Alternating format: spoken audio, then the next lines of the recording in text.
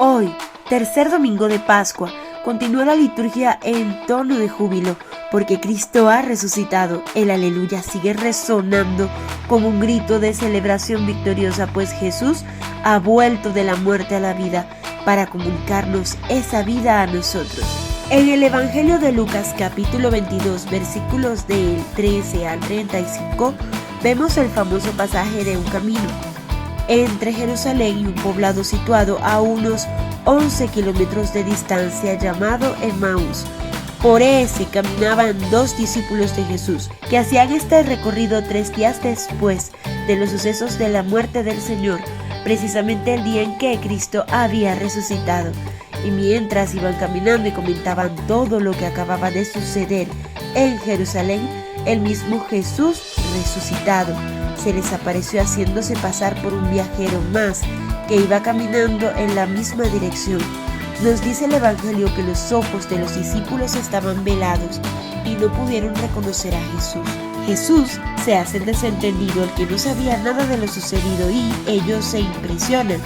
¿Serás tú el único forastero que no sabe lo que ha sucedido estos días en Jerusalén? Jesús sigue haciéndose el desentendido, con lo que logra que ellos expresen exactamente qué piensan de Jesús.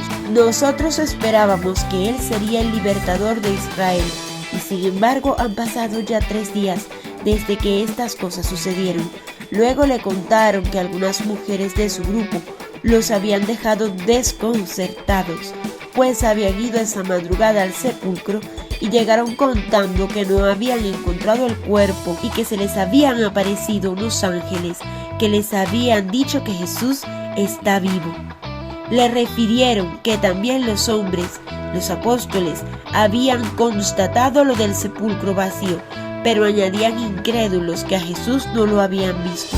Varias cosas resaltan de esta primera parte del relato evangélico. ¿Por qué están velados los ojos de Cleofas y de su compañero? Porque no pudieron reconocer a Jesús resucitado cuando se les incorporó en el camino de Emaús.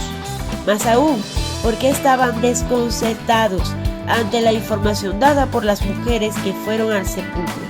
Realmente se nota en ellos una gran falta de fe. Si Jesús había anunciado a sus discípulos que resucitaría al tercer día, ¿cómo entonces no iban a creer el cuento de las mujeres si lo que ellas informaron fue exactamente lo que Él ya había anunciado?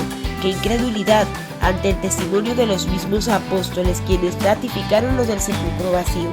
Fijémonos en el comentario completo.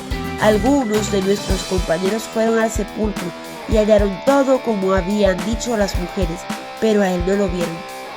¡Qué falta de fe! Tenían que ver para creer, y nuestra fe, como es, necesita también de pruebas, o podemos creer sin comprobaciones.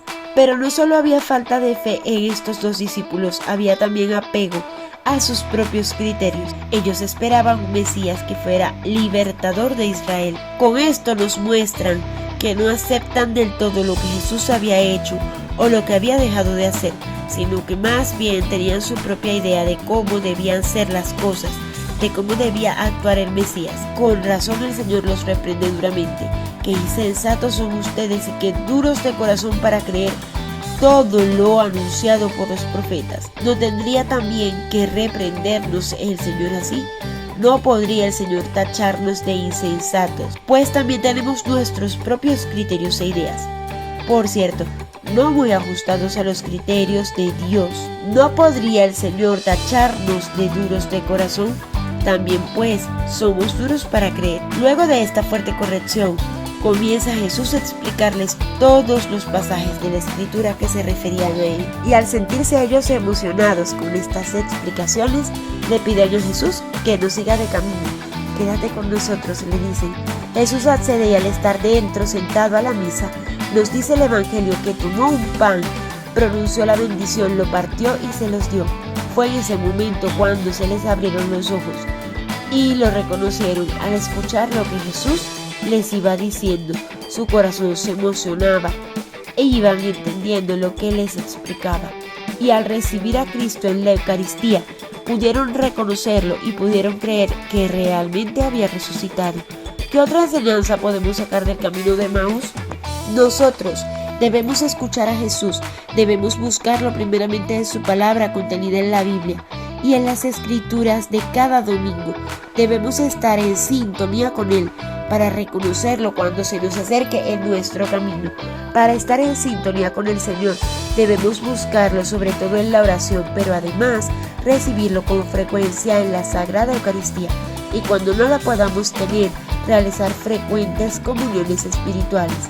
En la palabra de Dios, en la oración y en la Eucaristía tenemos las gracias necesarias para poder creer sin ver, para desprendernos de nuestros propios criterios y de nuestra propia manera de ver las cosas. Así podremos ver sin creer, así podremos desprendernos de nuestros propios criterios y de nuestra propia manera de ver las cosas. Así podremos reconocer al Señor cuando nos enseña su verdad y cuando nos muestra sus planes. Así podremos aprovechar la gracia de su presencia en nosotros y en medio de nosotros. Así tiene sentido pedirle, quédate con nosotros. Sin la palabra de Dios, la oración y la Eucaristía, Jesús podrá pasar delante de nosotros y no reconoceremos ni aprovecharemos su presencia. Sería una lástima. En esto consiste nuestro camino de Emmaús. Jesucristo ha resucitado, de verdad resucitó. Paz y bien.